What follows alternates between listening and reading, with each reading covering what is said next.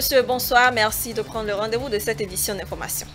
Audience ce mardi 16 mars 2021 au cabinet du chef de l'État. Le colonel à la retraite et présumé cerveau de la tentative de déstabilisation du régime du nouveau départ Pascal Tawes a été reçu par Patrice Talon. Plus de précisions dans un instant.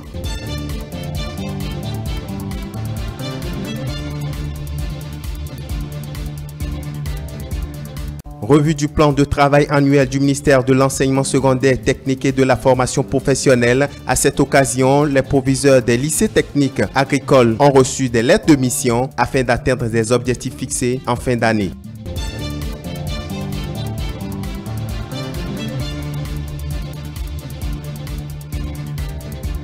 Et puis, en interactualité en Chine, Beijing est classée parmi les villes les plus innovantes en matière d'architecture et de design.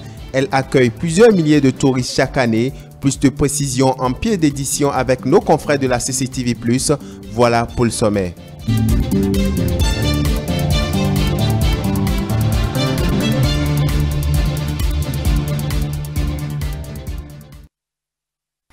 Le chef de l'État, Patrice Talon, a reçu en audience dans la matinée de ce mardi au palais de la Marina le colonel Pascal Tawes. Cet officier des forces armées béninoises à la retraite est allé plaider auprès du président de la République le dénouement de sa situation administrative. On écoute le colonel à sa sortie d'audience.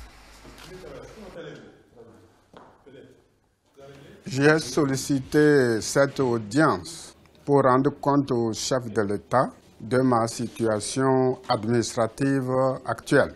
J'ai été envoyé aux États-Unis en qualité d'attaché de défense en 2011 avec un visa d'1 an renouvelable.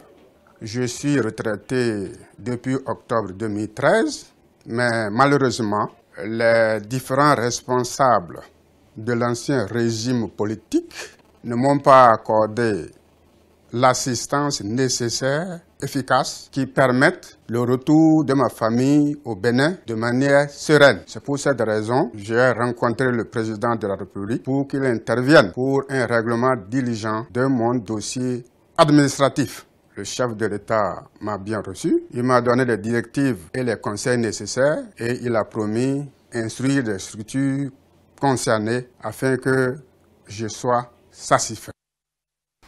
Le projet de construction de pipeline d'exportation en Niger-Bénin entre dans sa phase active. La cérémonie de lancement officiel a eu lieu ce lundi en présence du ministre de l'Eau et des Mines, Samou Seydou Adambi. Un recrutement de 2000 personnes devant exécuter les différents travaux sont prévus dans le cadre de la réalisation de ce chantier. Le compte rendu est signé Elie Adjiran. La mise en œuvre du projet de construction de pipeline d'exportation Niger-Bénin est en voie de concrétisation. Une main-d'œuvre énorme de 2000 emplois est prévue pour être recrutée dans le cadre de la réalisation du projet. Le projet Pipeline Export Niger-Bénin, dont le démarrage a été durement impacté par la crise sanitaire de la COVID-19, est aujourd'hui entré dans sa phase critique. Au nom du président de la République, Son Excellence, M. Patrice Talon, je voudrais remercier la société WAPCO Bénin, sa société mère, CNODC, pour leur disponibilité et leur implication. Il s'agit pour le gouvernement, à travers ce recrutement, d'offrir la chance à des milliers de personnes afin de sortir du chômage. Plus de 50 profils sont recherchés et les candidats peuvent postuler en ligne via le site emploi pipeline.gouv.bj. À travers cette plateforme web, exactement 2308 personnes avec plus de 50 profils seront recrutés pendant la phase de construction dans 4 catégories d'emplois différents que sont les emplois cadres, 27 personnes, les ouvriers spécialisés, 772 personnes, les agents de sécurité, 279 personnes et les emplois de soutien des ouvriers, 1230 personnes. Long de 1980 km, dont 675 km traversant le Bénin, le projet Pipeline Exportation Niger-Bénin va parcourir 17 communes et 152 quartiers de villes ou villages. Il vise la construction d'un système de transport par canalisation pour évacuer le pétrole brut produit au Niger vers le marché international via le Bénin. L'État béninois et son partenaire chinois entendent privilégier l'utilisation de la main-d'œuvre locale béninoise durant les phases du projet.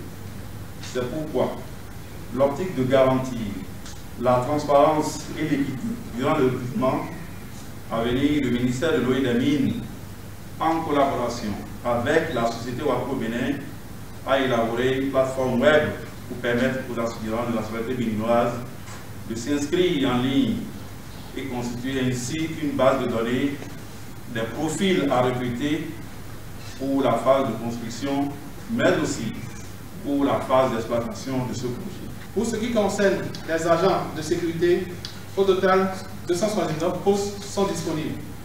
Officiers de sécurité et agents de sécurité.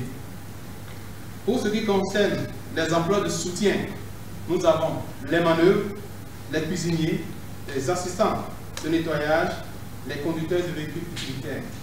En tout pour tout, autant de postes, autant de profils pour lesquels nos frères et sœurs, nos jeunes frères pourront concourir valablement. La réalisation du projet est estimée à un coût global de 600 milliards de francs CFA et est entièrement financée par l'entreprise chinoise. La finalité est d'avoir 2 stations de pompage à Gogono et à Tchaourou et 24 vannes, ainsi qu'une station terminale et d'exploitation à Sémin dans la commune de Sémékoudji. Évaluation du plan de travail annuel du ministère de l'Enseignement secondaire technique et de la formation professionnelle. C'était ce lundi à la salle de conférence de la tour administrative à Cotonou. Occasion pour les autorités du dit ministère de transmettre aux proviseurs des lycées techniques agricoles leurs lettres de mission ainsi que les objectifs à atteindre en fin d'année en faveur du secteur technique. On retrouve Elia Durand.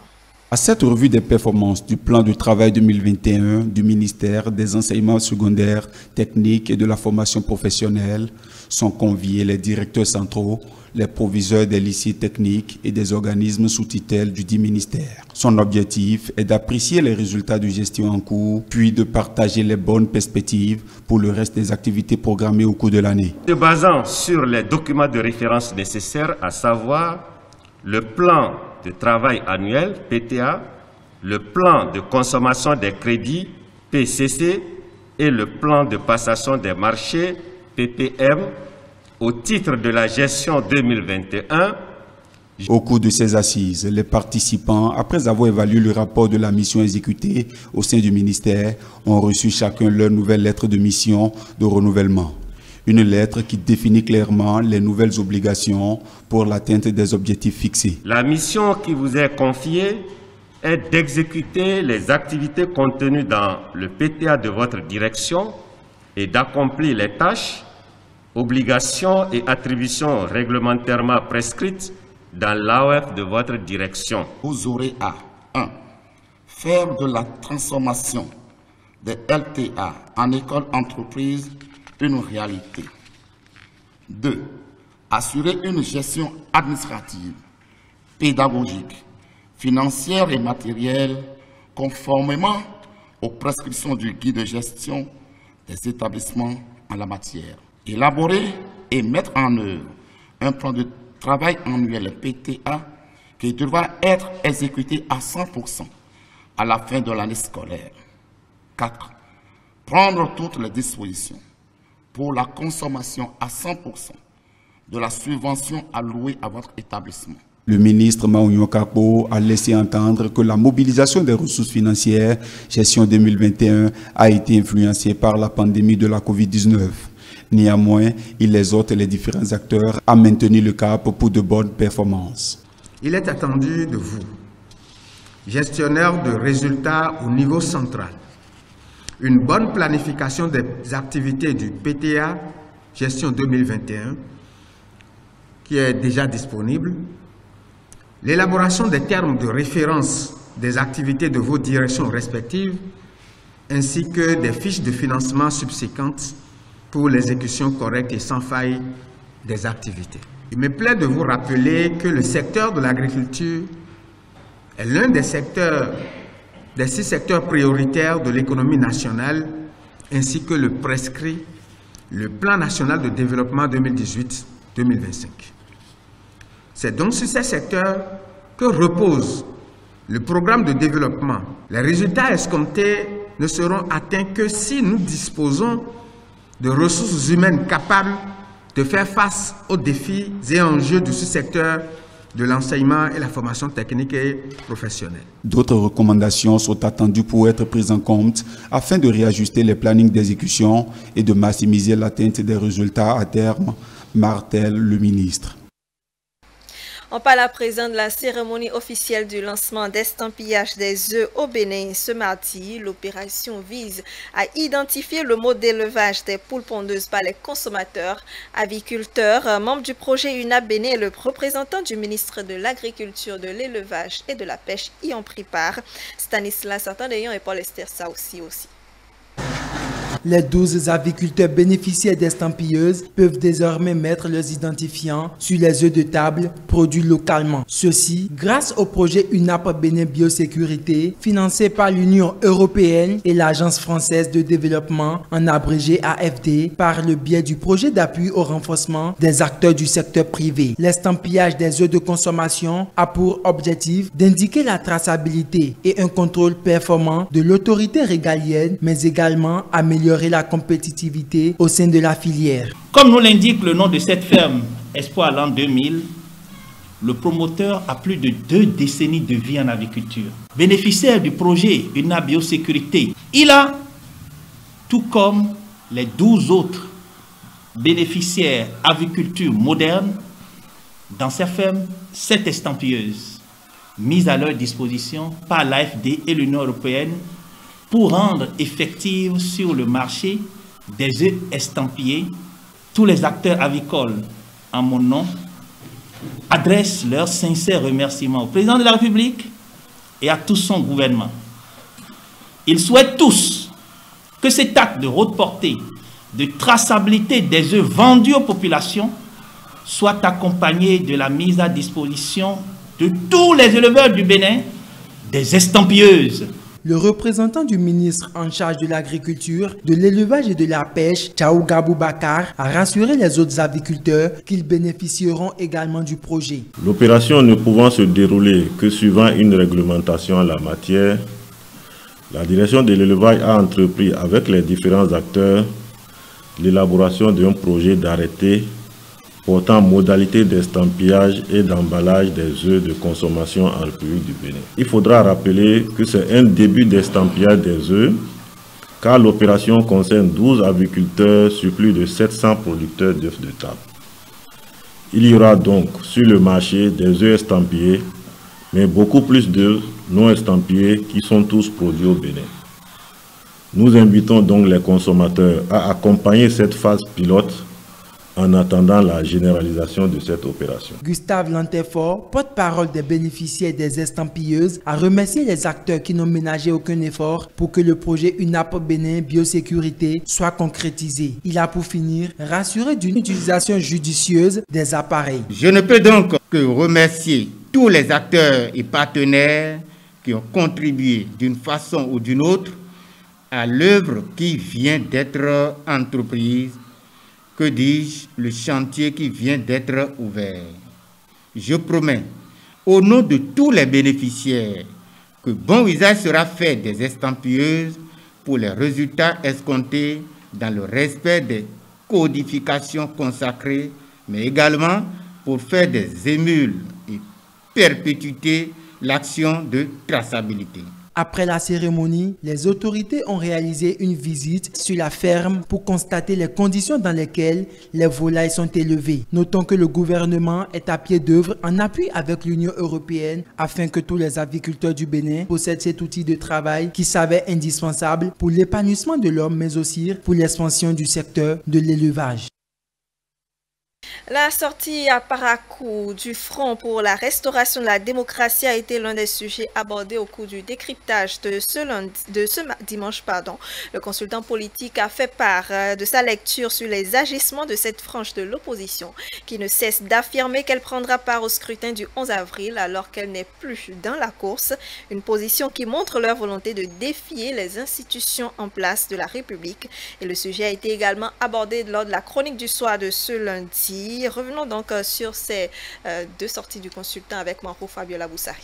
Pas question de donner carte blanche à ceux qui bafouent la République. Les agissements du Front pour la restauration de la démocratie sont à banaliser selon le consultant politique. Bien que recalés, les responsables de ce collectif de l'opposition continuent de marteler que leurs duos ne prendront pas à l'élection présidentielle. De plus, ils ne reconnaissent point le réajustement du mandat présidentiel. Nous assistons à une déviance d'intellectuels sur la République et qu'on ne devrait accepter nulle part. Comment vous pouvez entendre des gens dont le mérite seulement est de dire je vais candidat de la République, je peux aussi le dire, vous devez le dire, qui n'ont pas été en mesure de déposer des dossiers. Correct. Ce qui est quand même une certaine paresse. Si vous ne pouvez pas déposer un dossier de candidature pour aller à l'élection, mais vous avez un problème de carence, par exemple. Mais quand ceux-là, c'est eux qui en imposent aujourd'hui, qui tournent, qui retournent, qui menacent, qui crient, il y a un problème. Mais attends, tu te demandes, mais ils sont sérieux? Mais c'est pas ça l'état de droit. L'état de droit, c'est quoi? La démocratie, c'est quoi? Les institutions, quelle place dans la République? Qu'est-ce qu'on appelle voie de recours? Qui doit y aller? C'est ça. Le Bénin n'est pas en crise et les actes que posent les responsables de ce collectif prouvent à suffisance leur volonté de faire naître une crise, ce que déplore le consultant politique. Si ces gens-là étaient vraiment motivés par un souci patriotique et par une envie vraiment de changement, ils ont le choix entre deux duos de l'opposition. Maintenant, comme ce n'est pas eux, et ce n'est pas eux, ils sont prêts à tout saccager, à tout brûler pour brûler avec. Mais comme certains sont dans les trucs frontaliers, vous allez voir, c'est les premiers à détaler. Quand ils auront mis l'État au sol, à quel moment ils vont le relever? C'est un mandat de 5 ans. Mais c'est pour conduire le pays dans le désordre et dans l'anarchie. C'est ça le problème. Un problème qui n'est pas un aspect de la démocratie que le collectif dit vouloir restaurer. Agapit Napoléon Maforican résume leur posture en 7 thèmes: anarchie et désordre. Ils font de l'anarchie, ils font du désordre. Ils font du désordre, ils promeuvent le désordre. Ils font l'apologie du désordre. Il faut le dire, il faut l'appeler à la raison. Il faut que des gens volontaires, des médiateurs sociaux les ramènent à la raison. S'ils ne sont pas en mesure de comprendre. On ne peut pas laisser des gens, des bras valides, des forces vives, qui sont quand même en mesure de diriger. On ne peut pas les laisser faire ce qu'ils font là. Il faut fermer. Il faut finir avec. Le sujet a été également au menu de la chronique du soir de ce lundi. La position du consultant politique n'a point varié. Il martèle que l'élection aura bel et bien lieu le 11 avril 2021 et sans les recaler. Il y aura élection le 11 avril avec les 3 durs. Donc le reste, c'est comme ça, on a mis la galerie. Mais cette manière béninoise de vouloir coûte que coûte tirailler jusqu'au bout, quitte à casser le verre, ou à casser le vote, à ce que le pays tombe et que qu'importe ce qui se passe, je pense qu'il faut commencer par ne pas prendre au sérieux les gens qui continuent ça. On ne peut pas continuer ça. Il ne peut pas défier la République et se faire prendre au sérieux. Il y a quelque chose qui tourne mal à leur niveau. Il y aura une élection en jeu. Ça c'est connu, c'est une évidence. Pour ce qui est du dialogue souhaité par le Front pour la restauration de la démocratie, le consultant politique estime qu'il pourrait se tenir, mais bien après l'élection présidentielle. Nous allons en Chine pour finir, où chaque jour à Beijing est une aventure. La ville est classée parmi les villes les plus innovantes en matière d'architecture et de design. Elle accueille donc plusieurs milliers de touristes chaque année. Les détails avec nos confrères de CCTV+.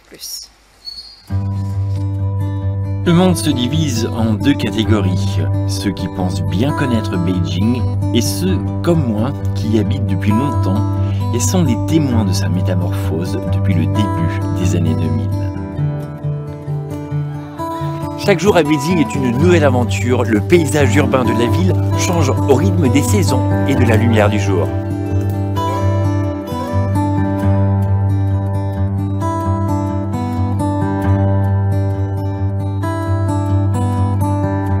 Il est injuste de la limiter à la cité interdite et au temple du ciel car Beijing est devenu ces dernières années le terrain de jeu des sommités de l'architecture contemporaine. Nombreux sont les artistes qui ont fait de Beijing l'une des villes les plus innovantes en matière de design.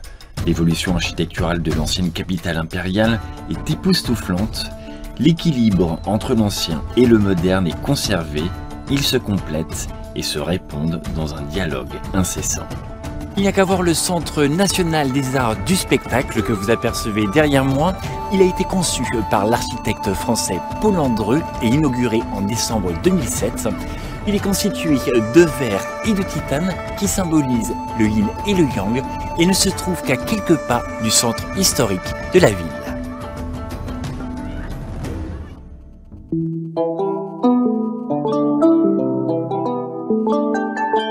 J'ai la chance inouïe de travailler dans l'un des symboles du Beijing moderne, la tour CMG, créée par le néerlandais Rem Koolhaas.